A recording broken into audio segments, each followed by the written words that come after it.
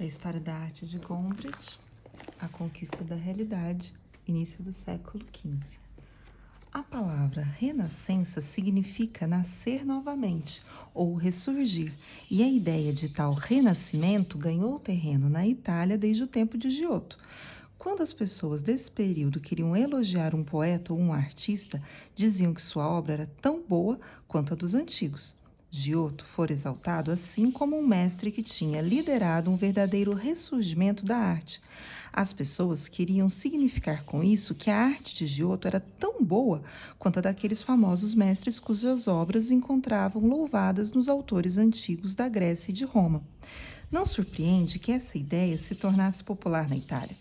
Os italianos estavam perfeitamente cônscios de que, num passado distante, a Itália, tendo Roma por capital, fora o centro do mundo civilizado e que seu poder e glória se dissipara quando as tribos germânicas, godos e vândalos, invadiram o país e desmantelaram o Império Romano. A ideia de um renascimento associava-se, na mente dos romanos, à ideia de uma ressurreição da grandeza de Roma. O período entre a Idade Clássica, para a qual voltavam os olhos com orgulho, e a nova era de renascença que aguardavam com esperança, era meramente um melancólico interregno, o período intermédio. Assim, a ideia de uma renascença foi responsável pela ideia de que o período interposto era uma Idade Média.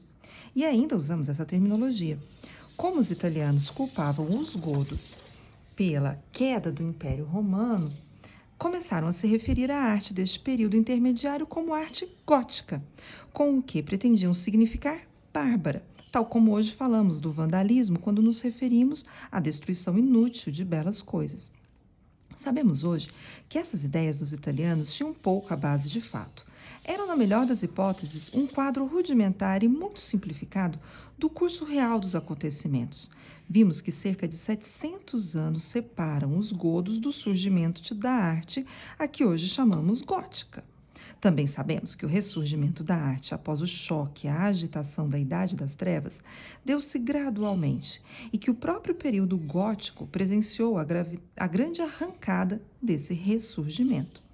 Talvez possamos entender a razão pela qual os italianos estavam menos conscientes deste gradual processo e desenvolvimento da arte que os povos que viviam mais para o norte.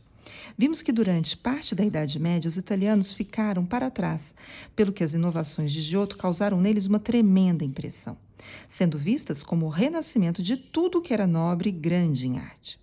Os italianos do século XIV acreditavam que a arte, ciência e erudição tinham florescido no período clássico, que todas essas coisas tinham sido destruídas pelos bárbaros do norte e que lhes cumpria a missão de ajudar a reviver o glorioso passado e, portanto, a inaugurar uma nova era. Em nenhuma cidade esse sentimento de confiança e esperança era mais intenso do que em Florença, berço de Dante e de Giotto. Foi nessa próspera cidade de mercadores, nas principais décadas do século XV, que um grupo de artistas se dispôs deliberadamente a criar uma nova arte e a romper com as ideias do passado. O líder desse grupo de jovens artistas florentinos foi um arquiteto, Filippo Brunelleschi, 1377 a 1446. Brunelleschi estava empregado na conclusão da Catedral de Florença. Era uma catedral gótica e Brunelleschi tinha dominado inteiramente as invenções técnicas que faziam parte da tradição gótica.